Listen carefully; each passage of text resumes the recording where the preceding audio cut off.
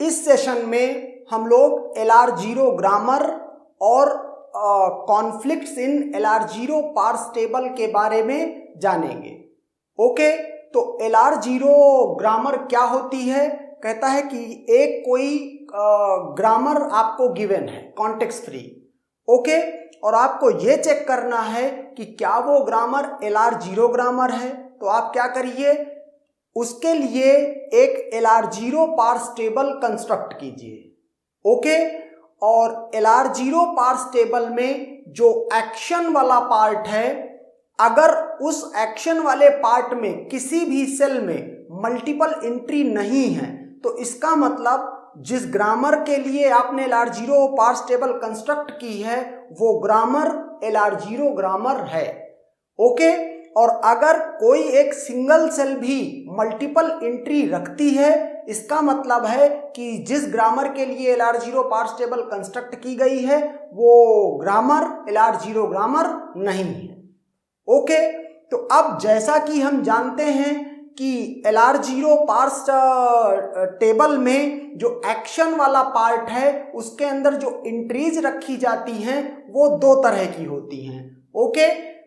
पहली एंट्री का नाम है शिफ्ट और दूसरी एंट्री का नाम है रिड्यूस, ओके। तो इसका मतलब ये बनता है कि अगर मल्टीपल एंट्री किसी सेल में आ रही हैं तो इन्हीं दो की वजह से आएंगी, ओके।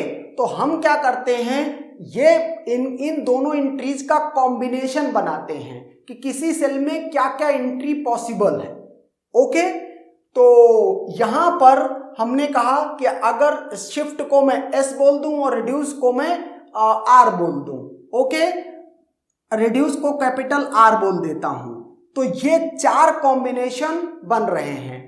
क्या? शिफ्ट मीन्स मल्टीपल एंट्री है, तो मल्टीपल एंट्री के लिए कम से कम दो एंट्री तो एक सेल में जरूरी है, तो इसीलिए दो एंट्री का कॉम्बिनेशन बनाया है, ओके। शिफ्ट रिड्यूस शिफ्ट और रिड्यूस, ओके।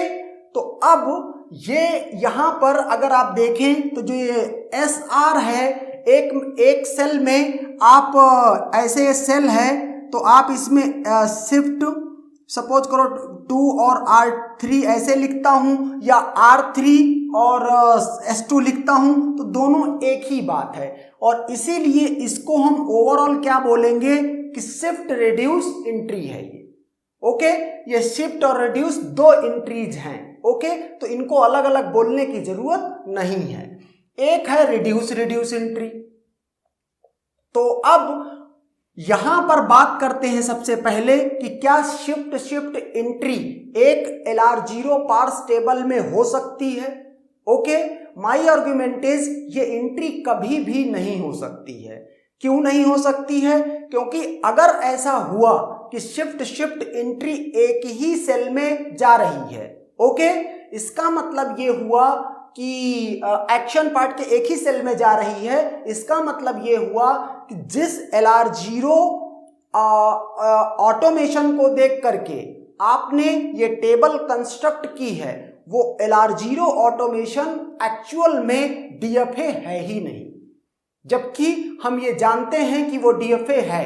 फॉर एग्जाम्पल मैं अगर एक इसका एग्जाम्पल लूं तो देखते हैं। मैंने कहा कि सपोज करो एक प्रोडक्शन मैंने ये दिया A derives alpha dot x beta, okay, और B derives delta dot x, सिर्फ इतना ही है, ओके।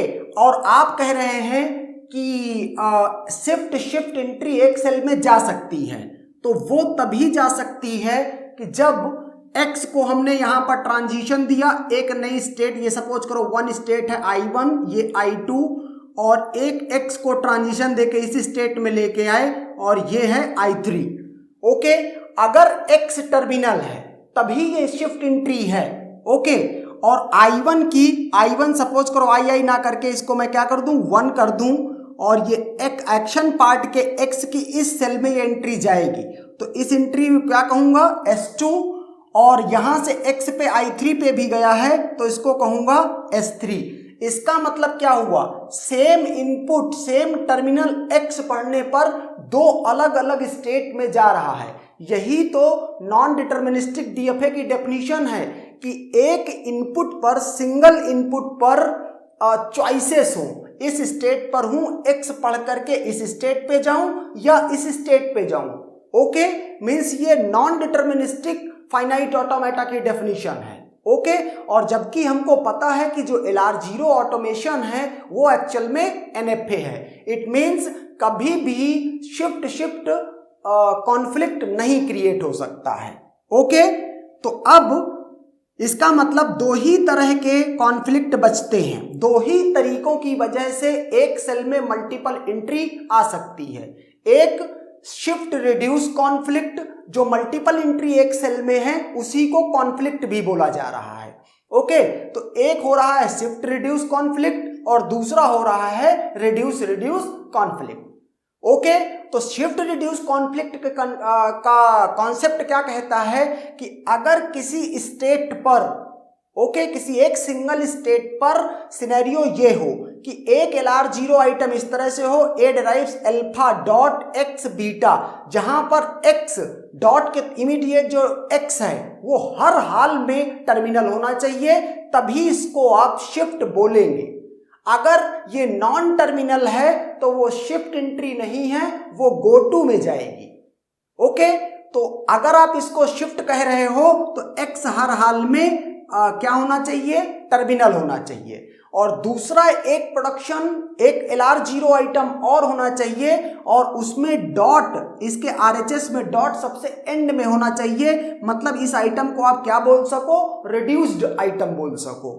ओके, तो ये कौन सी एंट्री है, रिड्यूस्ड आइटम एंट्री की, रिड्यूस्ड आइटम की एंट्री को हम R बोल रहे हैं। तो इस तरीके से सिनेरियो क्या बना, अब अगर X पढ़ के ये किसी स्टेट में सपोज करो जा रहा है IJ में, ओके, तो II में मैं अगर ये LR0 पार्स टेबल है II, तो इसका X इनपुट पढ़ करके ये जा रहा है सपोज करो IJ में, तो एंट्री यहां क्या भरूंगा, SJ, क्योंकि ये शिफ्ट था।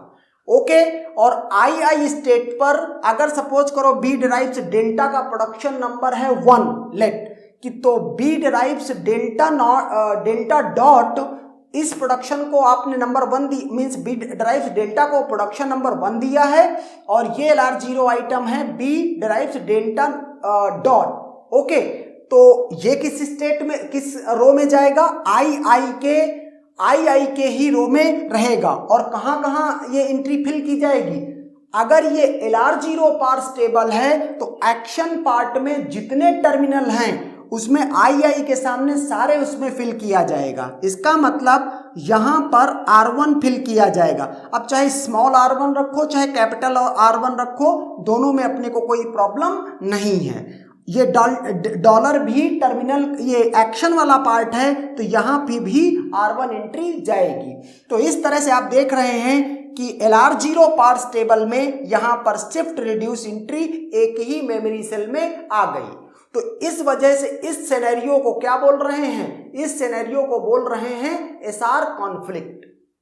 ओके, अब सपोज करो हम बात करें रिड्यूस कॉन्फ्लिक्ट की। रिड्यूस कॉन्फ्लिक्ट का कॉन्सेप्ट क्या कहता है कि अगर सपोज करो कोई स्टेट है IJ, ओके, और IJ स्टेट में सिनेरियो ये है कि लेट कम से कम दो प्रोडक्शन है, यहां पर दो प्रोडक्शन के रिस्पेक्टिव आइटम्स हैं। LR0 आइटम को आइटम भी बोला जाता है। तो यहां पर एक LR0 आइटम ये है और कंप्लीटेड आइटम है, रिड्यूस्ड आइटम है, ये भी रिड्यूस्ड आइटम है। तो अगर सपोज करो A डिराइव्स अल्फा को प्रोडक्शन नंबर 1 बोलूं और B डिराइव्स बीटा को प्रोडक्शन नंबर 2 बोलूं, तो क्या होगा, IJ वाली रो में एक्शन पार्ट में, दैट इज ये वाला पार्ट, इसमें हर जगह पर हर सेल में ये दोनों एंट्री जाएंगी। पहले इसको देख लेता हूं, R1 मैंने 1 प्रोडक्शन कहा है तो रिड्यूस के लिए का R ले लेते हैं और 1 प्रोडक्शन नंबर 1, तो R1 ये यहां पर गया और R1 इस सेल में भी टर्मिनल, एक्शन पार्ट के हर टर्मिनल में इस IJ वाली रो में जाएगा। और इसके लिए आपने बोला प्रोडक्शन नंबर 2, तो मतलब R2, तो यहां पर ये R2 और यहां पर भी R2। तो आप देख सकते हैं कि यहां पर इस सेल में भी रिड्यूस रिड्यूस कॉन्फ्लिक्ट है, इस सेल में भी रिड्यूस रिड्यूस कॉन्फ्लिक्ट है, तो इसको बोलते हैं R और इसको भी बोलेंगे R। तो इस तरह से ये क्या बन गया, ये बन गया RR कॉन्फ्लिक्ट। ओके, तो इस तरह से ये कॉन्फ्लिक्ट मीन्स होते हैं। और यही कहा गया है कि अगर इस LR0 पार्स टेबल में इस तरह से किसी भी सेल में मल्टीपल एंट्री हैं, दैट इज या तो शिफ्ट रिड्यूस है एक ही सेल में या तो रिड्यूस रिड्यूस है एक ही सेल में, ओके, तो कहेंगे कि ग्रामर G जिसके लिए ये पार्स टेबल बनी है वो LR0 ग्रामर नहीं है और अदरवाइज LR0 ग्रामर है। ओके, और अगर ये LR0 ग्रामर है तो इस ग्रामर की किसी भी स्ट्रिंग को अगर आप पार्स करना चाहते हैं तो इस पार्स टेबल को देख करके पार्सिंग एल्गोरिथम अप्लाई की जाएगी और वो उस स्ट्रिंग को यूनिकली पार्स करेगा। Okay, and that's done.